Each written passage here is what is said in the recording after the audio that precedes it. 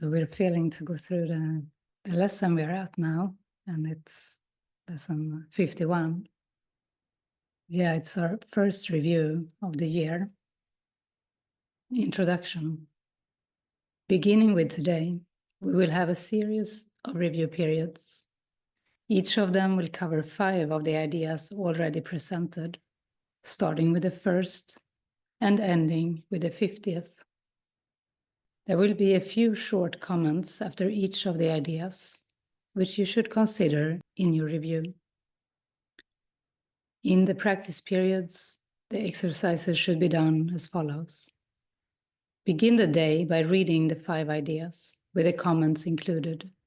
Thereafter, it is not necessary to follow any particular order in considering them, though each one should be practiced at least once. Devote 2 minutes or more to each practice period, thinking about the idea and the related comments after reading them over. Do this as often as possible during the day. If any of the 5 ideas appeals to you more than the others, concentrate on that one. At the end of the day, however, be sure to review all of them once more. It is not necessary to cover the comments that follow each idea, either literally or thoroughly, in the practice periods. Try rather to emphasize the central point and think about it as part of your review of the idea to which it relates. After you have read the idea and the related comments, the exercises should be done with your eyes closed and when you are alone in a quiet place, if possible. This is emphasized for practice periods at your stage of learning. It will be necessary, however, that you learn to require no special setting in which to apply what you have learned. You will need your learning most in situations that appear to be upsetting, rather than in those that already seem to be calm and quiet.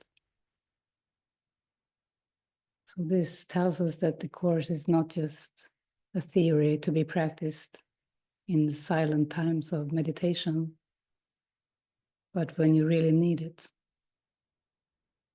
The purpose of your learning is to enable you to bring the quiet with you and to heal distress and turmoil.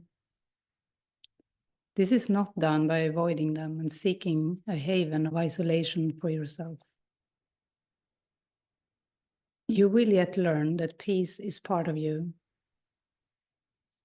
and requires only that you be there to embrace any situation in which you are. And finally, you will learn that there is no limit to where you are, so that your peace is everywhere, as you are. You will note that for review purposes, some of the ideas are not given in quite their original form. Use them as they are given here. It is not necessary to return to the original statements, nor to apply the ideas as was suggested then. We're now emphasizing the relationships among the first 50 of the ideas we have covered, and the cohesiveness of the thought system to which they are leading you. Lesson 51. The review for today covers the following ideas. Nothing I see means anything. The reason this is so is that I see nothing, and nothing has no meaning. It is necessary that I recognize this, that I may learn to see. What I think I see now is taking the place of vision. I must let it go by realizing it has no meaning, so that vision may take its place.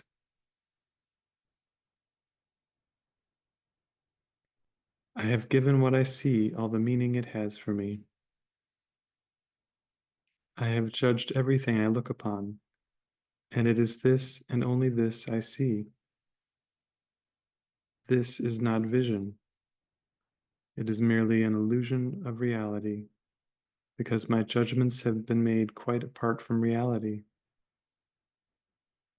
I am willing to recognize the lack of validity in my judgments because I want to see. My judgments have hurt me, and I do not want to see according to them. I do not understand anything I see. How could I understand what I see when I have judged it amiss? What I see is the projection of my own errors of thought. I do not understand what I see because it is not understandable.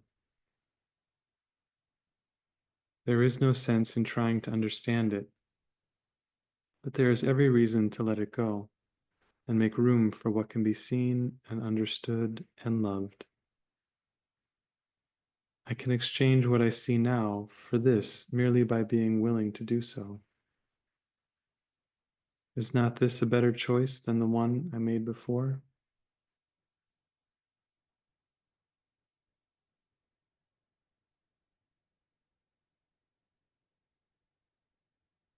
These thoughts do not mean anything. The thoughts of which I am aware do not mean anything because I am trying to think without God. What I call my thoughts are not my real thoughts. My real thoughts are the thoughts I think with God. I am not aware of them because I've made my thoughts to take their place. I am willing to recognize that my thoughts do not mean anything and to let them go. I choose to have them be replaced by what they were intended to replace. My thoughts are meaningless, but all creation lies in the thoughts I think with God. I am never upset for the reason I think. I am never upset for the reason I think because I am constantly trying to justify my thoughts. I am constantly trying to make them true. I make all things my enemies so that my anger is justified and my attacks are warranted. I have not realized how much I have misused everything I see by assigning this role to it. I have done this to defend a thought system that has hurt me and that I no longer want. I am willing to let it go. So yeah, so these are the ideas to practice. The last one, I'm never upset for the reason I think, because I am constantly trying to justify my thoughts. I'm constantly trying to make them true. So it's literally saying that our thoughts aren't real, they are not true. I have not realized how much I have misused everything I see by assigning this role to it, by judging what it is, what I want it to be. This is the ego's anger at God, and it's how the mind is turned away from God to make the world real. Because in the stillness and in the quiet, there is no world, there is no time.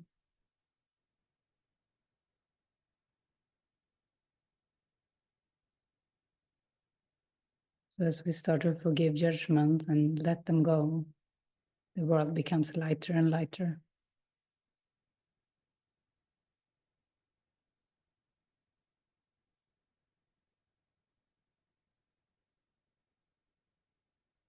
I've done this to defend a thought system that has hurt me, and I no longer want. I'm willing to let it go. Yeah, it's quite insane to defend a thought system that hurt us. We don't need that thought system, that system of thought. We can invite the Spirit's thought system, which is not defined by us, not judged, not already decided what it says and what it is. That's healing. To open up that thought system of light.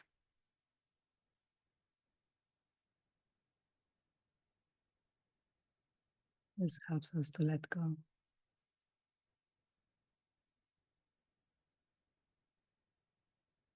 If our thoughts don't mean anything, there's no need to defend them or pay much attention to them. And let them go.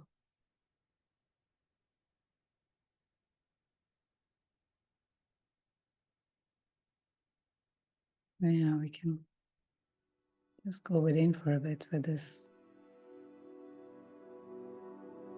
We can go within with the intention to trust, just trust even deeper.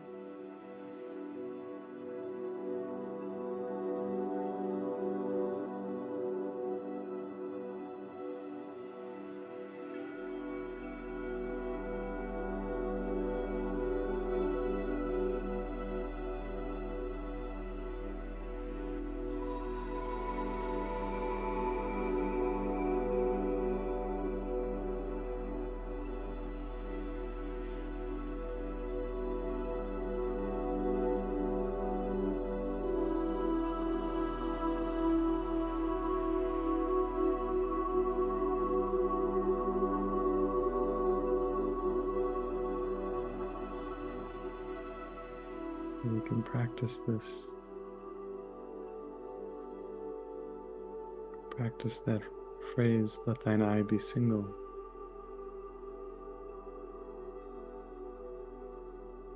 Let thine mind be single.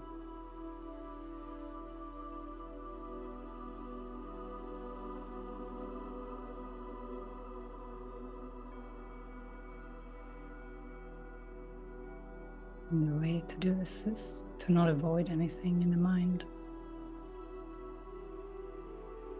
If we want to be single-minded, we will be completely conscious and aware and clear. And we're not fully clear and aware if we have avoided something. If there is something we haven't seen that is going on in the unconscious or half conscious. I think we can become fully conscious if we decide to not push away anything. I think we push sometimes things away very, very quickly into the unconscious, but I think there is a moment when, if we have the willingness, we can actually be aware of these things that we push away.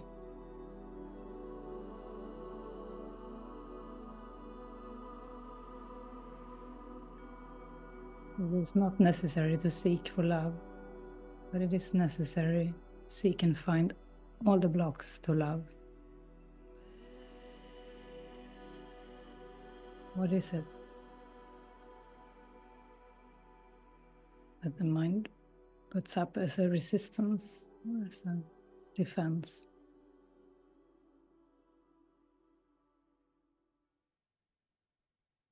What is it and why?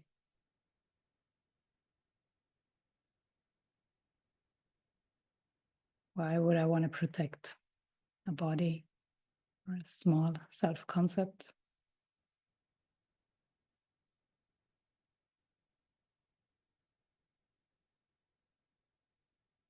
Doesn't make me happy.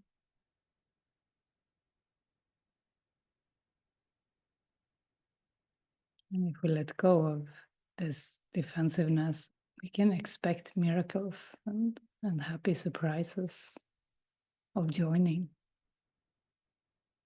of true connection.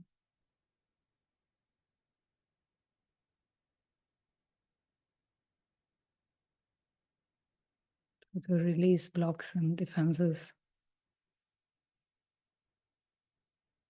That's a good use of mind energy and time.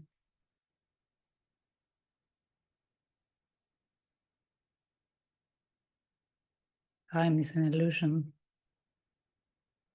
so why not use it for healing instead of making it real?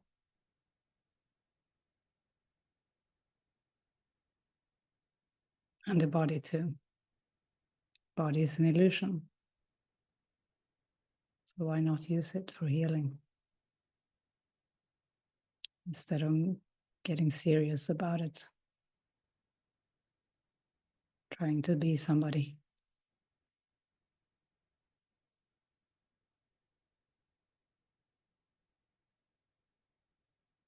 And space is an illusion, so why not use it for healing? Space, location, world of form. Instead of making it real and serious, let's use it for healing.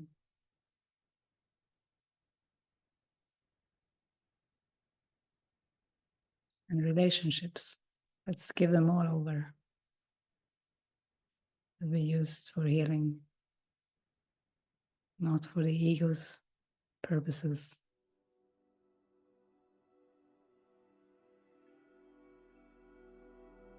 Maybe we go within now and take a relationship and truly give it over. Let somebody come to your mind. That one will do. And just with deep sincerity, say, Holy Spirit, I give this one over to you. I give my relationship over. I do not want to control it. I do not want what I think I can get from it.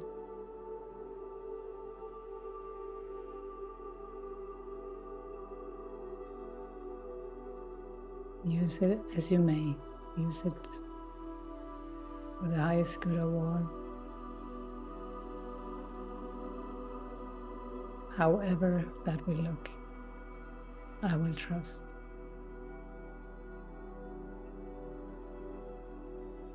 And you can even, if you're visual, you can let go of a grip. You can like see a loosened grip of this person. It's almost like see them in your hand, an open hand. Hand them over to the light. Release responsibility.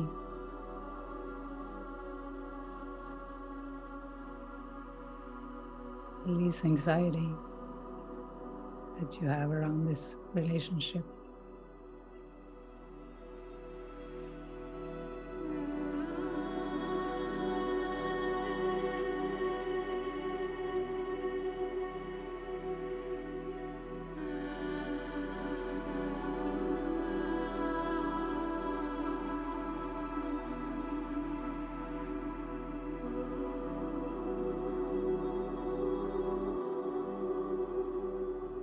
And you can do this also with the relationship with yourself.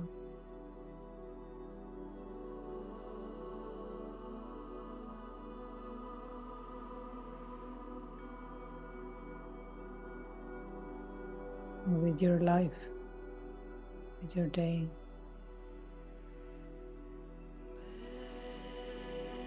Little me thoughts.